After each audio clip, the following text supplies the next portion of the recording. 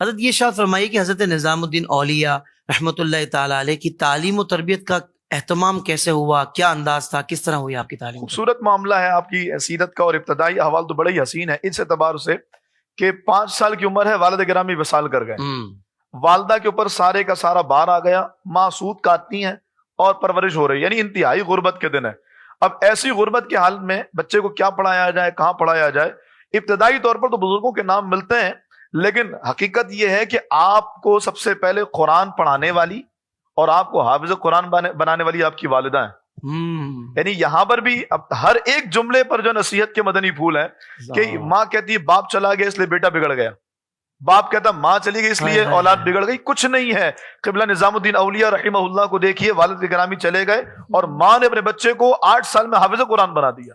کوئی مدرسہ نہیں، کوئی ادارہ نہیں، اپنے پاس بٹھا کر حافظ قرآن بنایا۔ اور اس کے بعد پھر آپ صوفی علاء الدین رحمہ اللہ کی صحبت میں رہے، جس میں آپ نے درس نظامی کی ابتدائی کتابیں، قدوری جیسی کتابیں شروحات کے ساتھ پڑھی، پھر صوفی کمال الدین رحمہ اللہ کی بارگاہ میں گئے اور پھر ان پر آگے درجات کی کتابیں پڑھی۔ پھر اس کے بعد جب تشنگی بڑھی علم کی، ظاہر ہے جب ہم کسی کو کوئی چیز حقیقی معنوں میں دیں اور بچپن سے اس کو علم کی ان تمام تر چاشنیوں سے روشناس کرائیں تو آگے چیزیں بڑھتی ہے۔ تو پھر آپ چونکہ بدایوں کے رہنے والے تھے، علم کی تشنگی بڑھی تو آپ دلی چلے گئے اور وہاں قبلہ نجیب الدین رحمہ اللہ سے آپ کی ملاقات ہوئی، اور وہاں پر آپ نے ان کے ساتھ اور ان کی صحبت میں رہ کر علم کے دیگر اور جو منازل تھے ان کو طے کیے، یہاں تک کہ آپ کی ملاقات قبلہ بابا فرید شکر گنج رحمہ اللہ سے۔ واہ واہ واہ حضرت، یہ بھی ذرا ارشاد فرمائیں، اب آپ نے تذکرہ چھیڑ دیا ہے کہ حضرت بابا فرید گنج شکر رحمۃ اللہ تعالی علیہ سے آپ کا بڑا ایک خاص نسبت والا تعلق تھا، تو آپ کی بارگاہ میں جب حاضری ہوئی تو کیا فیض کا دریا سلسلہ جاری ہوا، یہ ارشاد تو فرمائیں۔ یہ بڑی کمال کی بات ان معنوں میں بھی ہے کہ ہم نے دیکھا ہے کہ آج کے دور میں بھی نا بعض ایسے لوگ ہوتے ہیں جن کو خواب میں بشارتیں ملتی ہیں، صحیح، اور بشارتیں کسی ولی کامل کے متعلق ملے تو ایسا نہ ہو ہمارے پروگرام کو دیکھ کے کوئی کہے گا ٹھیک ہے بھائی کسی 2 نمبر پیر، کسی فاسق مولن کے شرائط وہی امام والی رہیں گے، 4 شرائط جو امام نے بیان کی ہیں، پہلے عالم دین، صحیح العقیدہ ہو، فاسق مولن نہ ہو، یہ شرائط ملحوظ رہیں گی،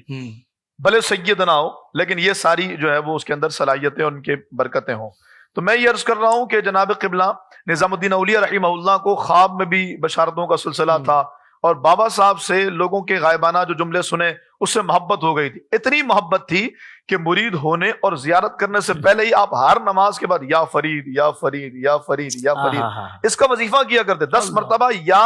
فرید اور 10 مرتبہ یا مولانا فرید، اس بات کا وظیفہ کرتے، کہتے ہیں تیرے دید کو اپنی عید کہیں، سب تجھ کو فرید فرید کہیں۔ تو یہ قبلہ بابا صاحب کے نام کا وظیفہ، اور فرماتے ہیں جو میرے سلوک کے منازل طے کرنے میں جس کا ذکر ہے اور جس کا کردار ہے وہ قبلہ بابا صاحب کے نام کا کردار ہے کہ میں وظیفہ کیا کرتا تھا، اس کی برکت سے اللہ نے یہ عروج دیا۔ اب پھر ہو سکتا ہے کسی کے ذہن میں اچھا اللہ کا ذکر کرو تو وہ برکت نہیں ملے، اور اللہ کے ایک بندے کا ذکر کرو تو وہ برکت ملے، وہی آپ والی بات ہے کہ جب چاہت ہوتی ہے تو پھر چاہت کچھ بھی کروا دیتی ہے، وہ قادر مطلق دیکھ رہا ہے کہ یہ میرے محبوب کا ذکر کر رہا ہے تو اللہ رب العالمین پھر درجات عطا فرماتا ہے۔ پر یہ بڑی تفصیل ہے اس میں کہ آپ کس طرح سے اجودن پہنچے اور قبلہ بابا صاحب سے ملاقات ہوئی۔ میں مختصراً آپ کے سامنے عرض کروں کہ آپ قبلہ جب بابا صاحب کی بارگاہ میں گئے، بابا فرید کی بارگاہ میں رحمہ اللہ، تو بابا صاحب نے دیکھتے ساتھ ہی آپ کو اپنے صحبت میں رکھ لیا، مرید بنا لیا، اور 4 سال کے مختصر سے عرصے میں آپ نے خرق خلافت بھی عطا فرما دی اور اجازت بھی عطا فرما دی۔